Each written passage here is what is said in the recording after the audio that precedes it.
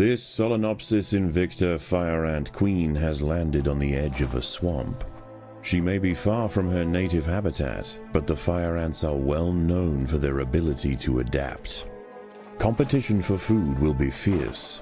She will need to raise an army quickly to compete with the local predators.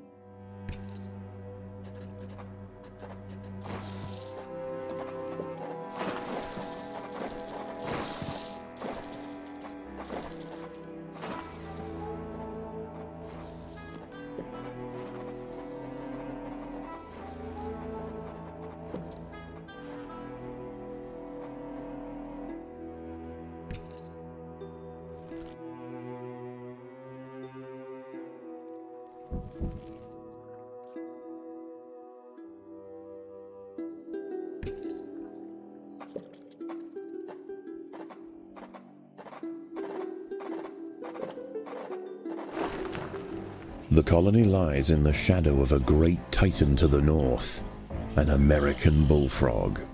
This large female has found the perfect spot to feed. Sheltered by foliage and in the path of many wandering insects and smaller amphibians, she has no reason to move on. Eventually she will need to be displaced, but for now, the fire ants have more pressing business to attend to.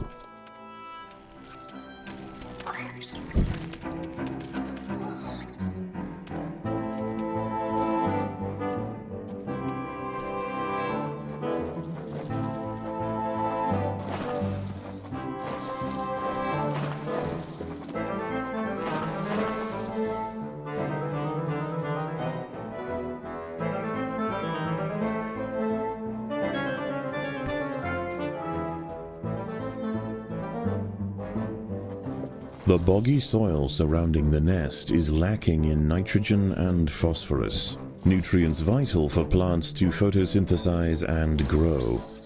To survive in this environment, some have evolved to supplement their mineral diet by trapping and dissolving invertebrate prey.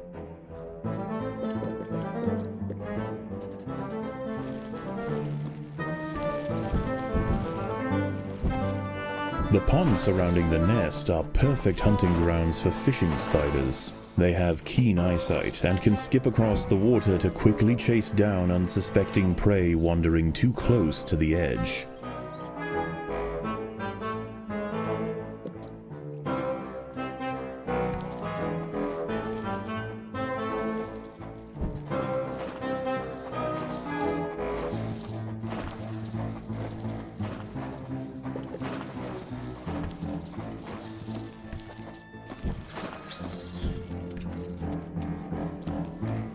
The ants have uncovered a group of hungry checkered beetle larvae.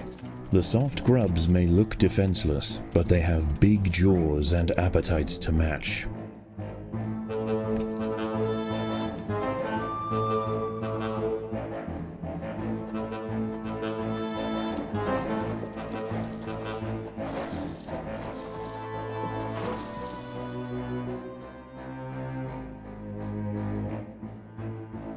A small colony of Phaedolae maurici big-headed ants have established themselves on a hill to the west. Scavenging for seeds, aphids, and dead insects, they are unlikely to pose a threat to the Invicta colony, if left undisturbed.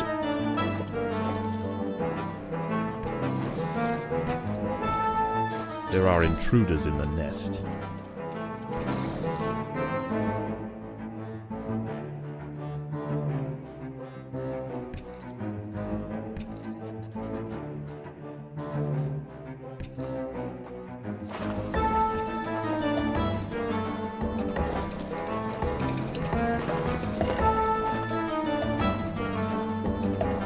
There are intruders in the nest.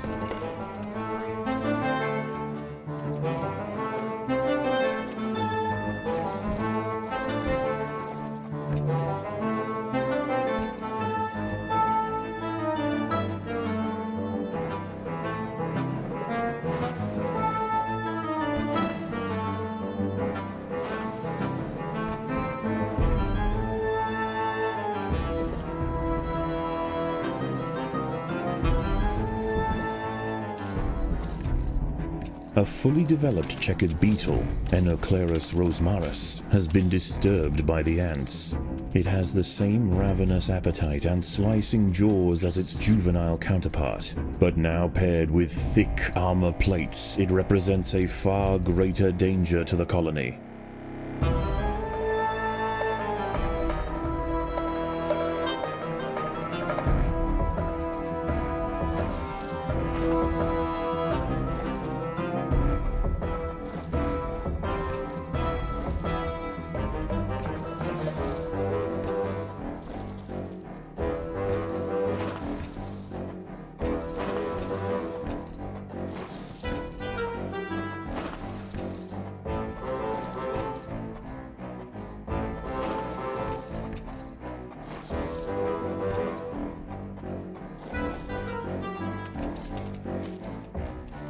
Predators are loose in the nest. The larvae must be protected.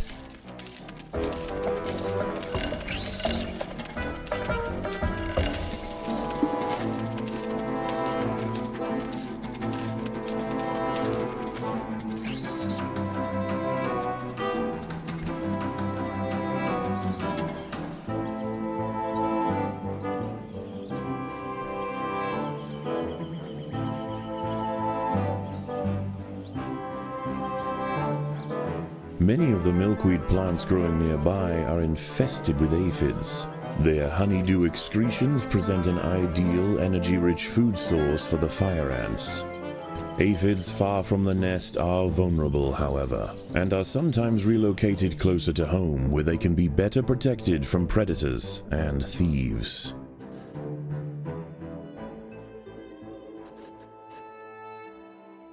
A six-spotted tiger beetle, Cicindela sexcutata, is on the move near the nest. Its metallic green elytra make it unmistakable, and like its other tiger beetle cousins, long legs give it the speed to chase down small arthropods with ease.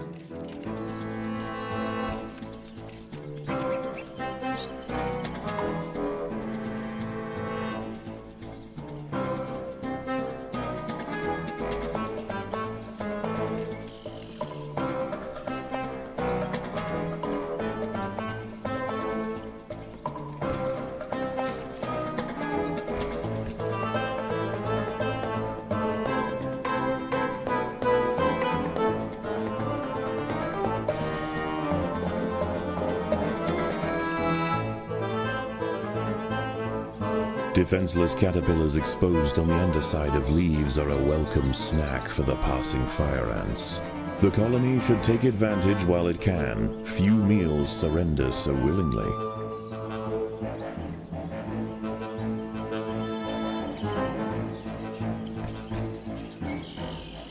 A magnolia green jumping spider, Lysoman viridis, has ambushed a fire ant. It prefers to hunt on foliage, where it is less likely to be spotted by predators and prey alike.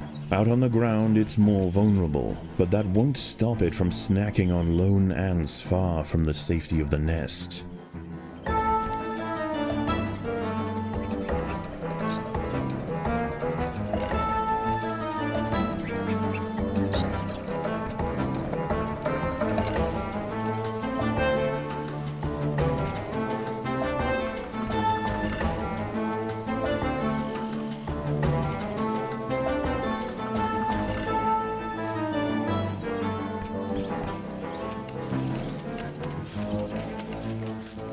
A wasp-manted fly, Climachala brunea, has descended from her perch into the path of the ants.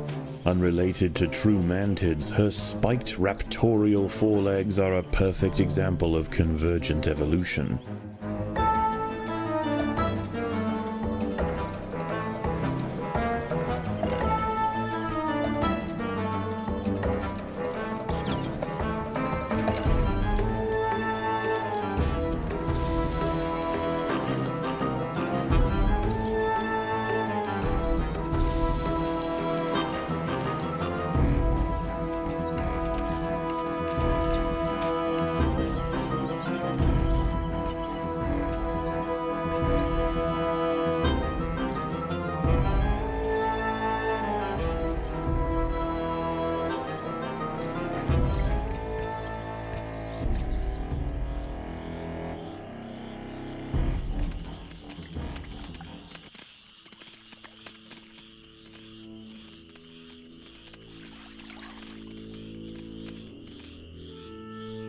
As the sun sets, the local amphibians begin to emerge from moist crevices near the water's edge.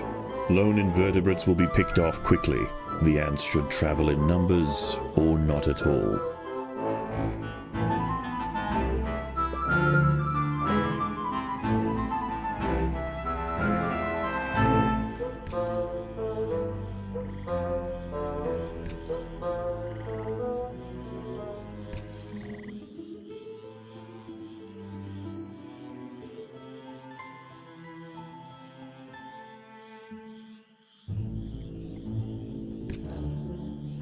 A bombardier beetle, Brachinus alternans, is hunting for insects outside the nest.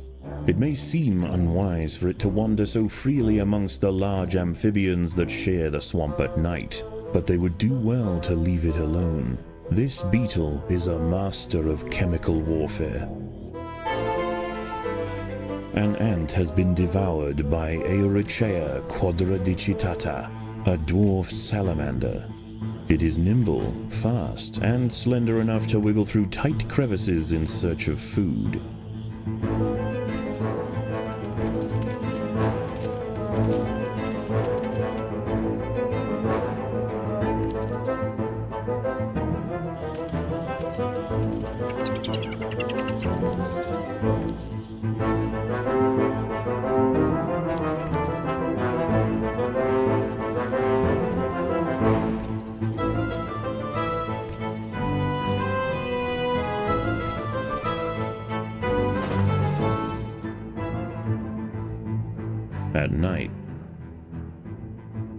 At night, eastern narrow-mouthed toads patrol above ground looking for food.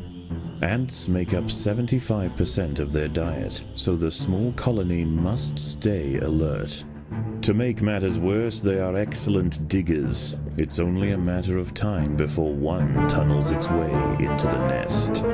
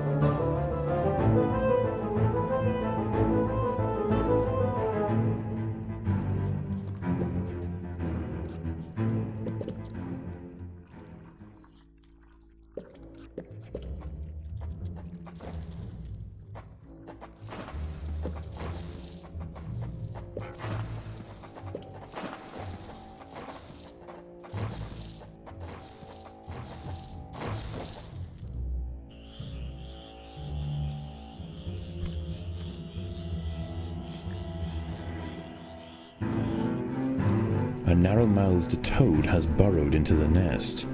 It may be small for a toad, but its appetite for ants is insatiable. Secretions from its skin burn any that manage to escape its projectile tongue.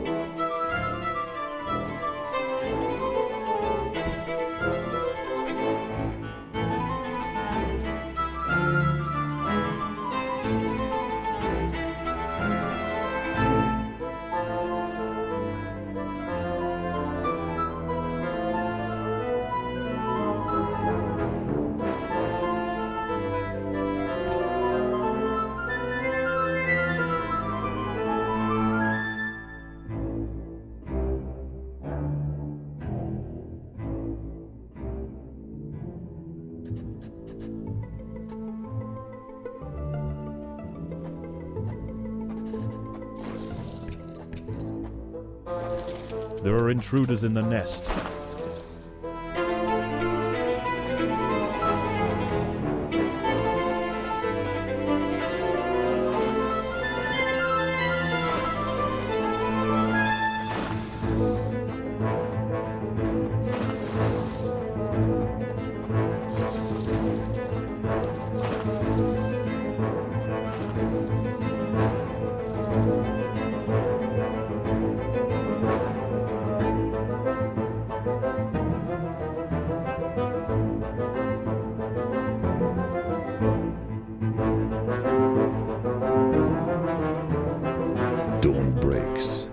the salamanders and toads retire to their damp alcoves to wait out the sun. Only the great bullfrog remains. She sits patiently on her throne, waiting for the next meal to wander by.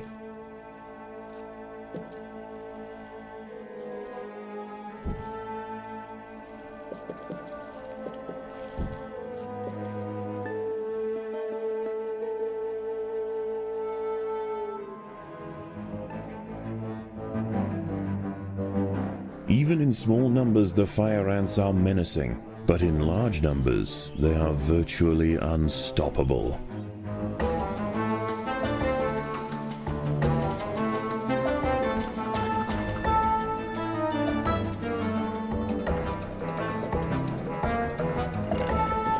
The workers have done all they can to improve these food stores.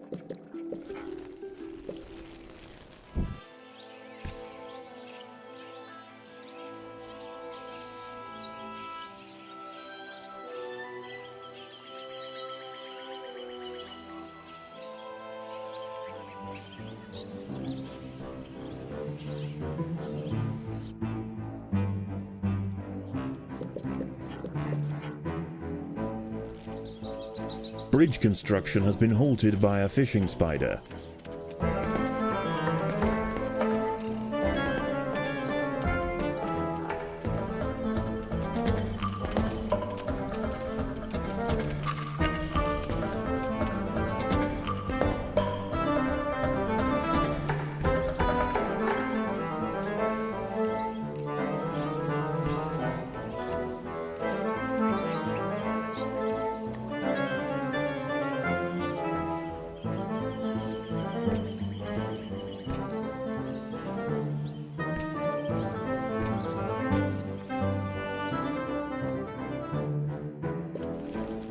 The fire ants have encountered a tribe of Monomoria minimum black ants.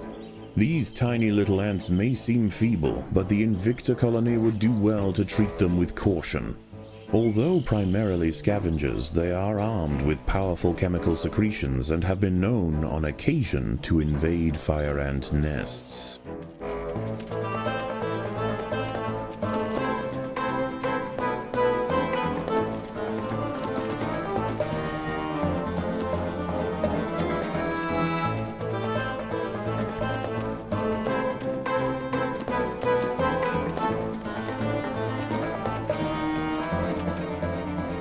The Monomoria minimum colony is almost defeated. The Invicta army must press their advantage.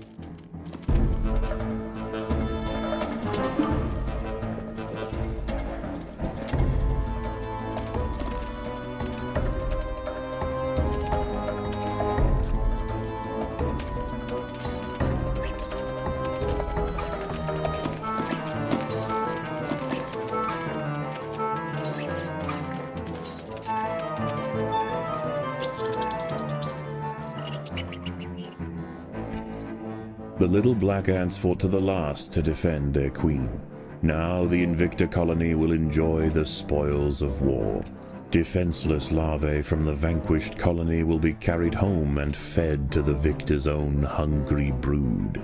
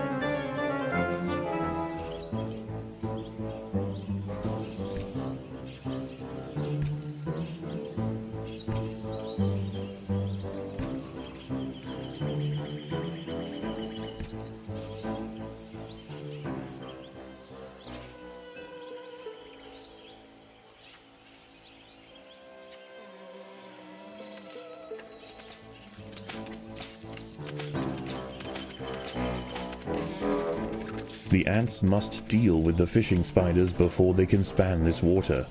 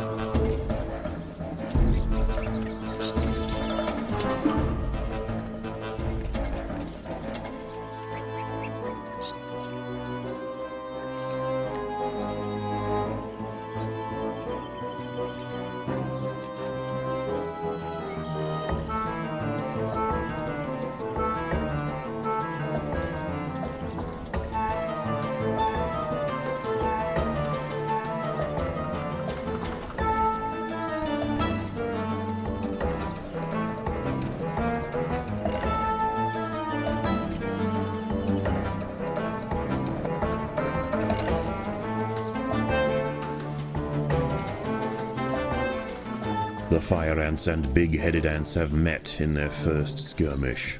Sensing the new danger, the Maurici colony responds by awakening ancestral super soldier genes in selected brood, feeding them until their heads are engorged with muscle. The ants have been attracted to secretions of nectar produced by a yellow pitcher plant. In order to feed, however, the ants must position themselves precariously over a deep vat of digestive liquid. Waxy deposits on the rim ensure that any ant that steps too far in won't be stepping out again.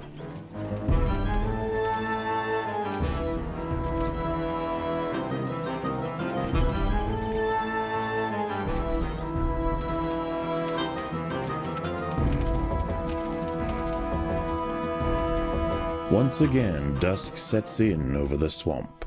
Soon, the sandy undergrowth will be teeming with salamanders, toads, and nocturnal beetles.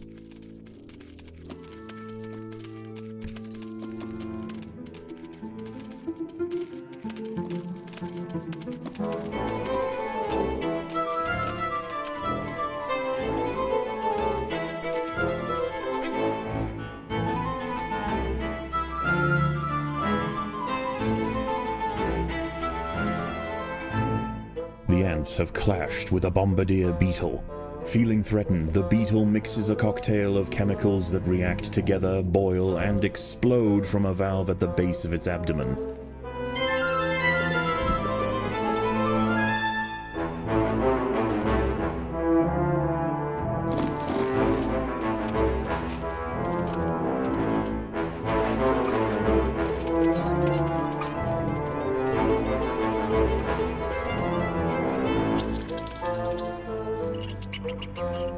The Maurici colony has fallen, their champions spent, and their queen vanquished. In the end, they could not stand up to the might of the Invicta army.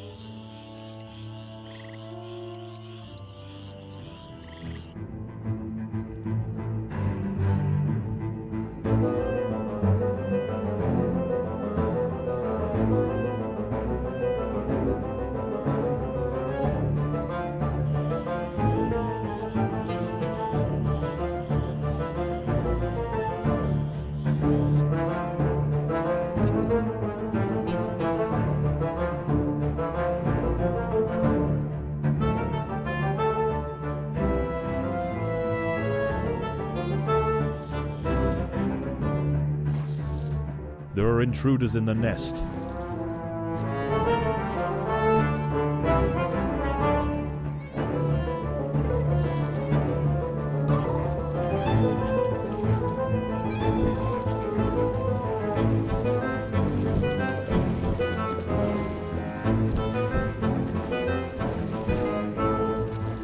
There are intruders in the nest.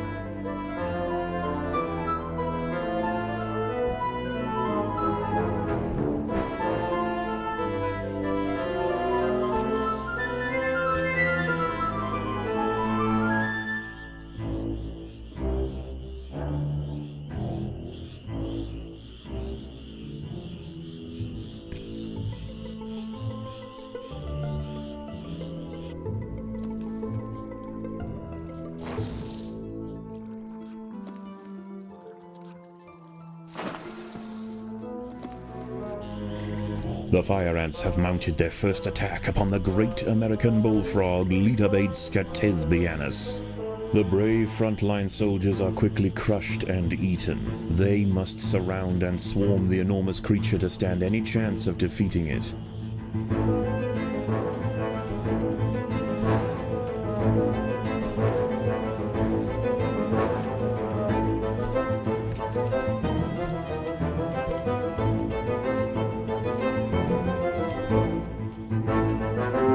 For the swamp amphibians, the nighttime feast is over.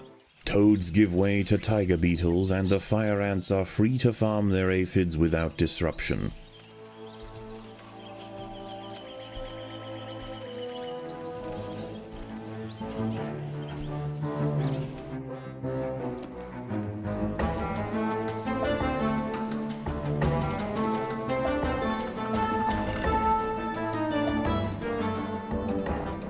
Again and again, soldiers clamp onto the bullfrog's leathery skin and inject their Solenopsis venom, but the beast shows no signs of wavering.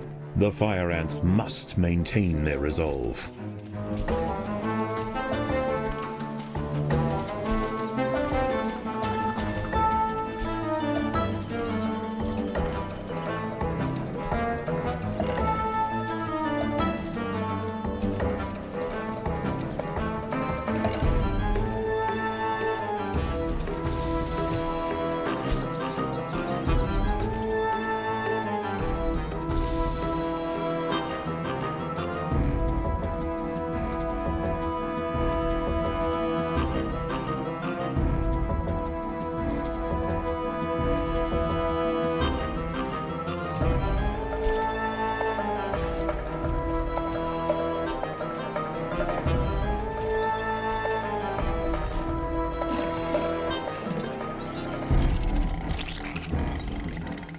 Overwhelmed with burning venom, the bullfrog finally succumbs to the might of the fire ants.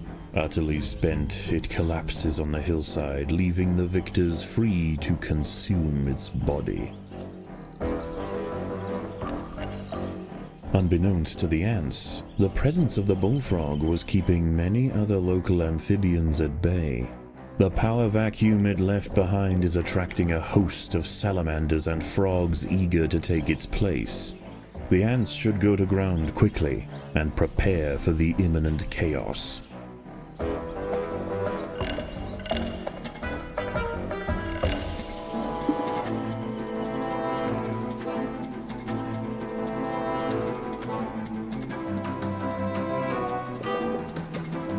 The battle has begun.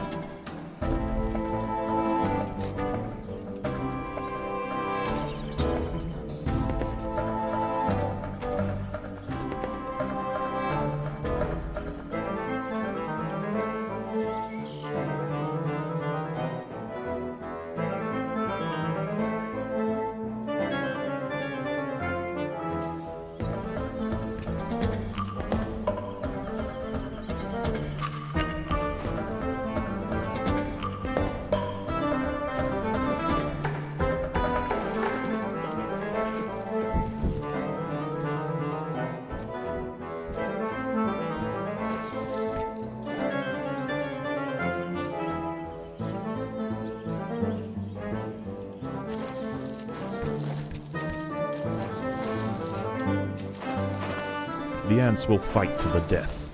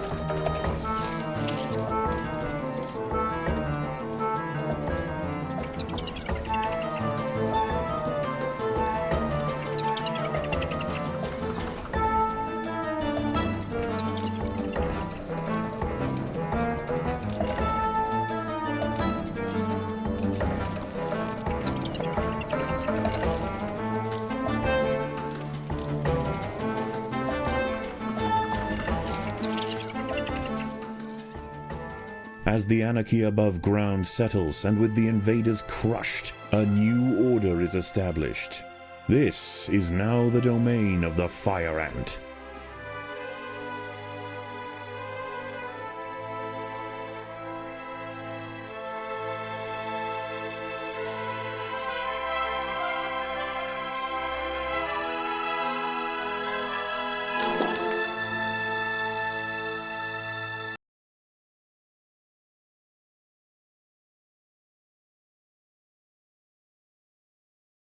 I knew it! I knew it! With the proper exposure and stimulation, the mutation possibilities are boundless. The potential for amalgamation, which is, of course, an epistatic effect owing to increased cytoplasmic viscidity in What the... are you doing? Preparing the report. Can you not do it quietly? Perhaps try using the keyboard?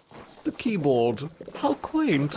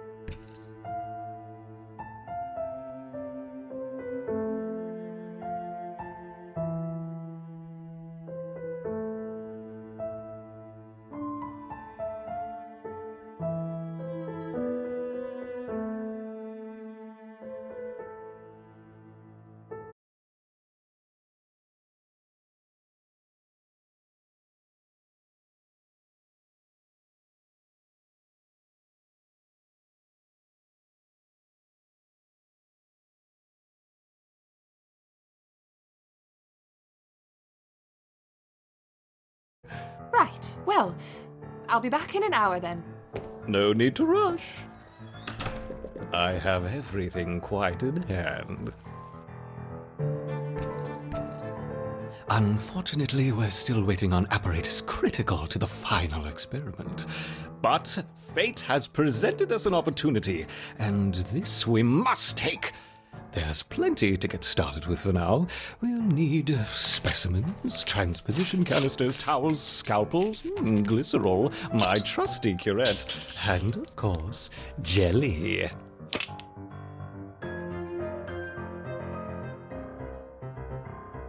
So, my enduring Ereptors, we've witnessed your proficiency for resisting natural predators, but what about the unnatural?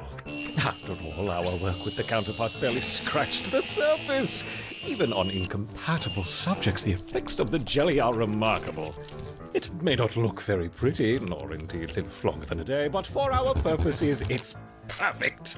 May I present to you my most armored hybrid, the Hermit Scorpion?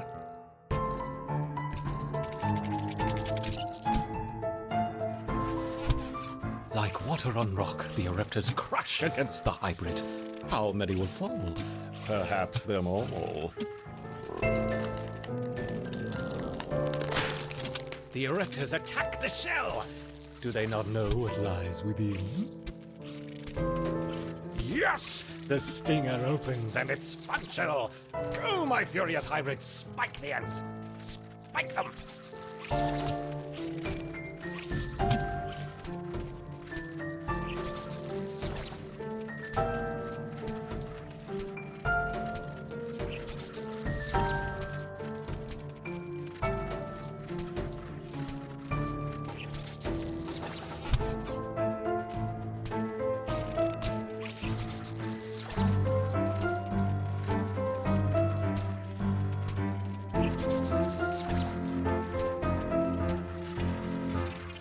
Hermit Scorpion. It sounded better in my head. No matter, every stimulation spurs the permutations. Perhaps a more elaborate test to follow. Something to provoke a creative response. Now, do we want raptorial forelegs or pedipalps? Forelegs or pedipalps? Ah, silly me. We want both, of course. No, don't do that. That's your sister. No. Right, we're keeping you two apart.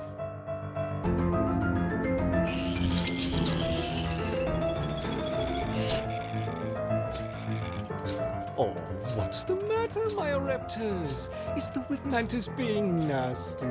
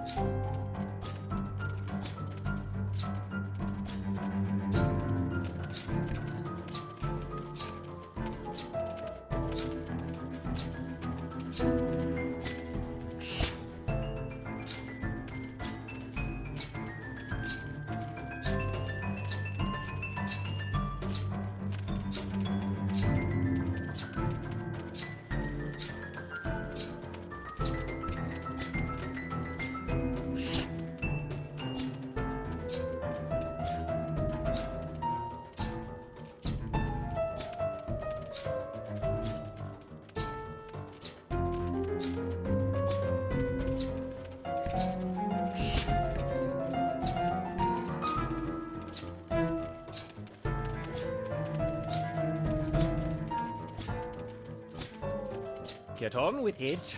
Get on with it.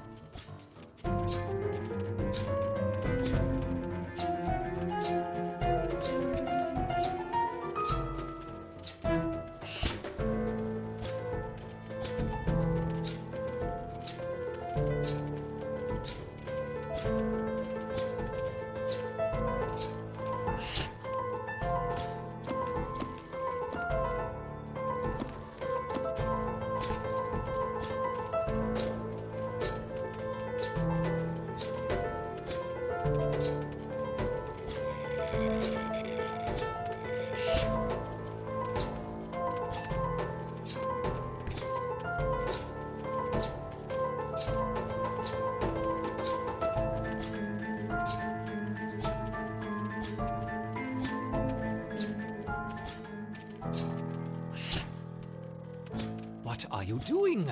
You've barely scratched the beast.